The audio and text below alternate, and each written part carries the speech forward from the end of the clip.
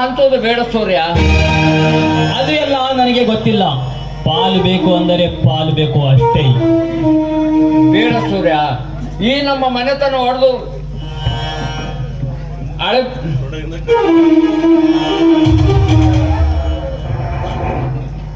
ಬೇಡ ಸೂರ್ಯ, ಹಠ ಮಾಡಬೇಡ ಸೂರ್ಯ. ಈ ಅಣ್ಣನ ಮನೆಗೆ ಜನರು ಗೌರವ ಕೊಡೋ ಈ ಅಣ್ಣನ ಅರಮನೆ ಹೊಡೆದರೆ ಆಳಿಗೊಬ್ಬರು ಮಾತನಾಡುತ್ತಾರೆ. ಮರ್ಯಾದೆ 3 ಕಾಸಿಗೆ ಹರಾಜಾಗುತ್ತದೆ ಸೂರ್ಯ, ಹರಾಜಾಗುತ್ತದೆ. ಬೇಡ ಸೂರ್ಯ, ಬೇಡ. ಬೇಕಾದಾಗಲಿ, ಅದು ನನಗೆ ಬೇಡ. ನನಗೆ ಬೇಕಾಗಿರುವುದು ಆಸ್ತಿ.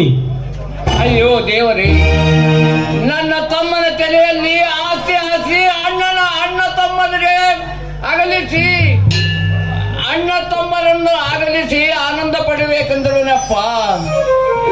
ಬೇಡ ದೇವ, ಬೇಡ. ಅಣ್ಣನ ಮನೆ ಒಡೆದು ಚೂರಾದರೆ ಈ ಶಿವಣ್ಣ ಎದ್ದು ಸತ್ತಂತೆ ದೇವ, ಈ ಶಿವಣ್ಣ ಎದ್ದು ಸತ್ತಂತೆ. ಅಣ್ಣ, ಸಮಾಧಾನ ಮಾಡಿಕೊಳ್ಳಿ ಅಣ್ಣ.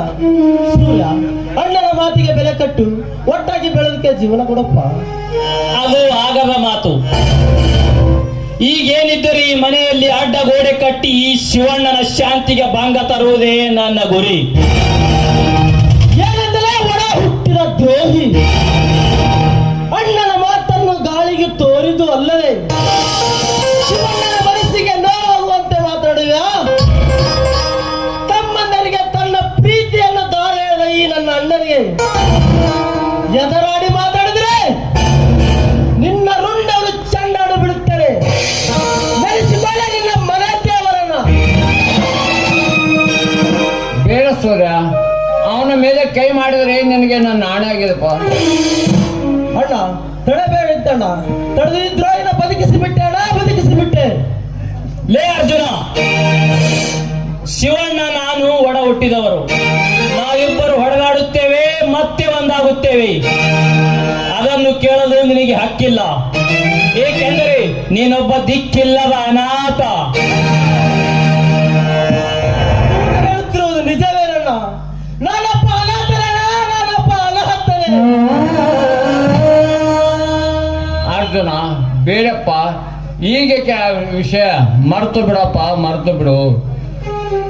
ಇಲ್ಲ ಅಣ್ಣ, ನೀನ್ ಹೇಳಿಲ್ಲ ಅಂದ್ರೆ ನನ್ನ ಮೇಲೆ ಹಣೆ ಆಯ್ತಣ್ಣ, ಹಣೆ ಆಗಿತ್ತು. ಅಯ್ಯೋ ದೇವರೇ, ನನಗೆ ಇದೆ ಅಂತ ಈ ಕಟ್ಟಿನಲ್ಲಿ ಸಿಲುಕಿಸಿದೆಯಪ್ಪ.